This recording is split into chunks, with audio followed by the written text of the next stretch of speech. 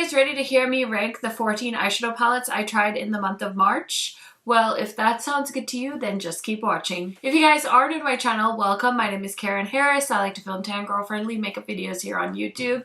I do post quite often, so highly recommend subscribing, turning on that bell so you're notified every time I post, and without further blabbering, let's get into it. Now, there's really no rhyme or reason of how I rank things. It's always a mishmash. I include old palettes that I tried in a month. I include new palettes I tried in a month. I try to consider different factors like price point, formula, color story, but sometimes it just doesn't make sense other than to me. So hopefully if you guys like this type of video, I would recommend subscribing. I film a ranking video every month. Now, you did hear me right. This is March's ranking video because April was wild and I'm only just getting around to it, so bear with me. But I have 14 palettes to rank, so let's go ahead and get started. Also, just a quick reminder, I do have a monthly giveaway for the month of May, so go ahead and enter. The link is in the bio. I'm going to do monthly giveaways, so you only have to enter one time. All the rules are in the form that you are going to be filling out. Okay, that's it. I'm done. Let's go ahead and rank some palettes. Okay, in 14th place, I don't think anyone's gonna be surprised, but this palette was so bad that I pretty much stopped using it in the video that I was filming with it, so I do apologize. I haven't really watched any other videos with creators talking about this palette, but I don't know if people with a lighter complexion can make this one work, but for me, I just didn't love the pigmentation of this. Now, I have a love-hate relationship with Alter Ego. I feel like they do neutrals a lot better than their pastel palette that they just did. I love the one that they did that was the neutral palette, and they just sent me their green yellow palette, which I haven't tried yet. I think it's called Wildwood. I'm gonna try that one soon, so I will keep you posted on my thoughts on that one. But this one was a bit of a fail to me. I just didn't think it was a very pigmented palette. Okay, in 13th place, I'm sorry. I'm just ranking this lower because I didn't think this was the good Glamlite formula, and I just don't really love this color story. I love jewel tone matte shades, but I just feel like this is such a dark, kind of grungy palette, and I'm not really sure it made sense for the band. This is Glamlite and their Kiss collaboration. I probably should have skipped this, but I had skipped their Betty Boop palette, and so I felt compelled to buy this, which was so silly, and then I ended up buying the Betty Boop palette anyway, so make it make sense, but we're ranking this at number 13. Okay, in 12th place is another brand I love so much, and they did a pastel palette. This is the Glaminatrix Pretty in Pastel palette. I love that they included a row of dark mattes because of how I like to do my makeup. I love to deepen up the outer corner. That's just like my go-to thing with eyeshadow, so I was really happy about that, but I did have a hard time getting some of these shades to show up on me, so for that reason, I'm ranking it at number 12. Okay, 11th place is the Hyper Natural palette from Natasha Denona, and I actually think this is a nice palette. The reason I'm ranking it lower is because it's not the most inclusive palette, and for that reason, we're docking some points.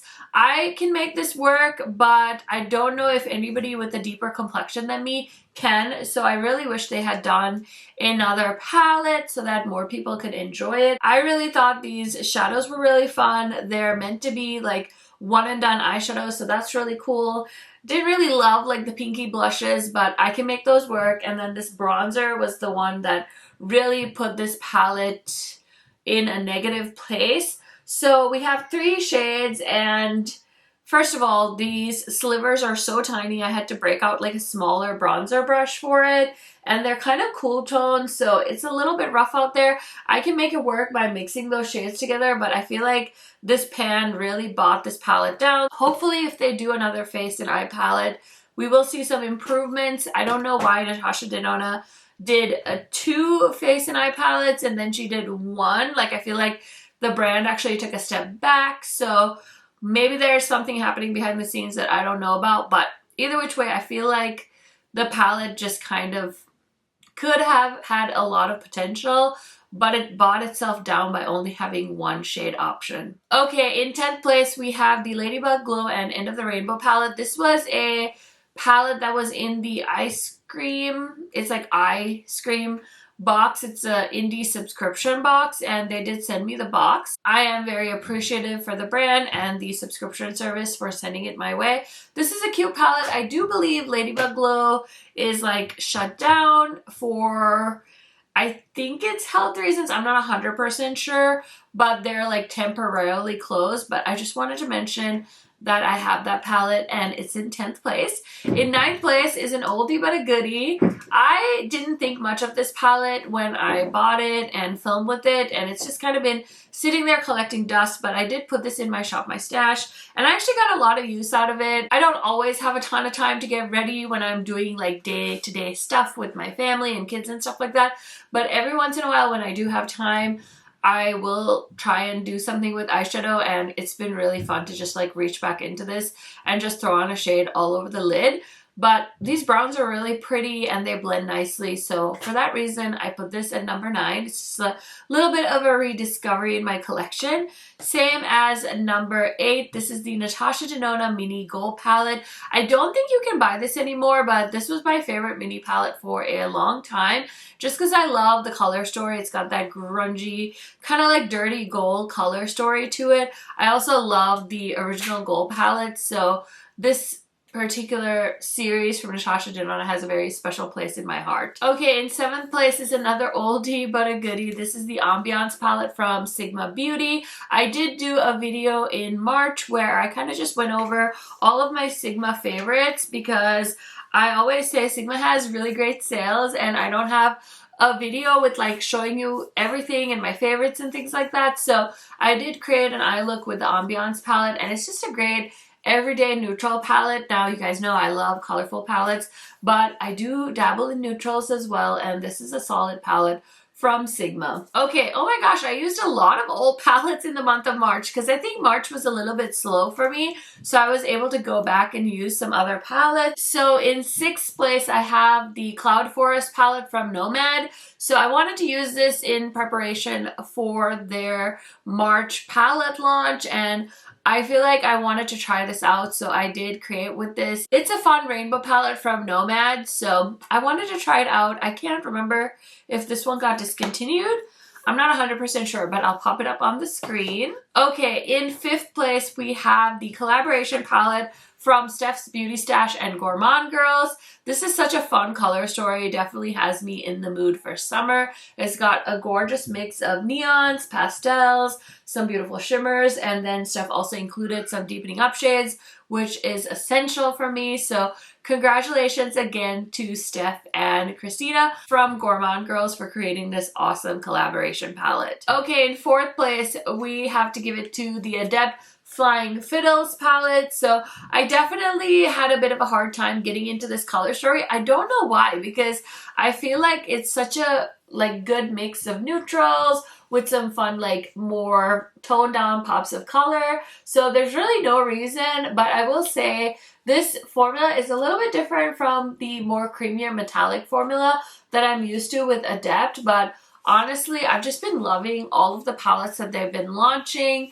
We have Cyborg Choir to show you guys, and of course, I'm filming this on the launch of Adept and Amy Loves, so it's just been fun to play with all these different Adept palettes, and I'm ranking this at number 4.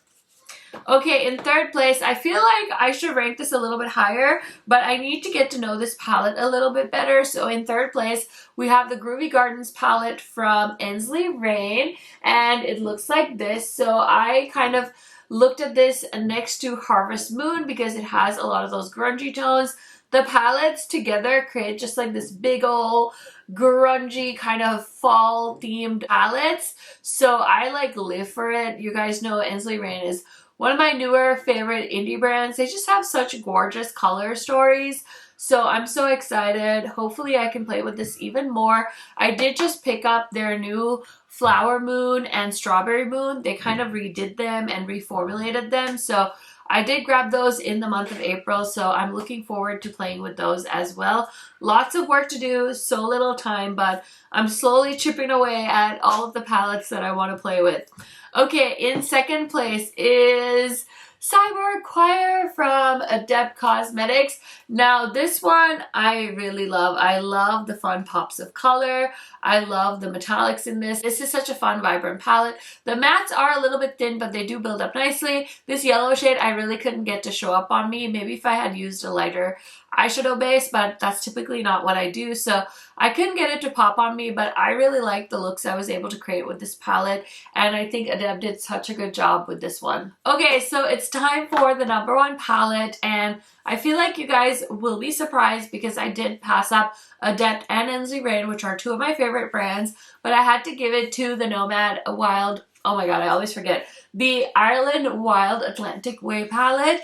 This one is just so classic and beautiful. It doesn't have like multi-chromes or anything like that in it, but I just love this palette because you guys know me, I love green, and this is just like a perfect green palette for me. There are a few neutral tones in here, but I'm all about the greens, and to somebody that's not a green fan, some of these greens might just be too close to each other to justify purchasing this, but I really like it. I love Nomad's formula, and I think this packaging is super cute, and I believe this one launched either on St. Patrick's Day or very close to St. Patrick's Day, so it was just such a perfect launch, and they timed it so well, so I love this one so much. It might be my new favorite Nomad palette. I feel like I say that every time they come out with a new one though, so we'll see, but this is the #1 palette for me in the month of March. Okay friends, that is it for my March eyeshadow palette ranking video. What was your #1 palette in the month of March? Again, I do apologize for this one going up a little bit late, but I wanted to film it anyway because I love rankings. So I hope you guys enjoyed. Don't forget to sign up to the monthly giveaway, and I will see you guys in another video very soon. YouTube should be recommending another video for you guys to check out right about now, and yeah, chat to you soon. Bye!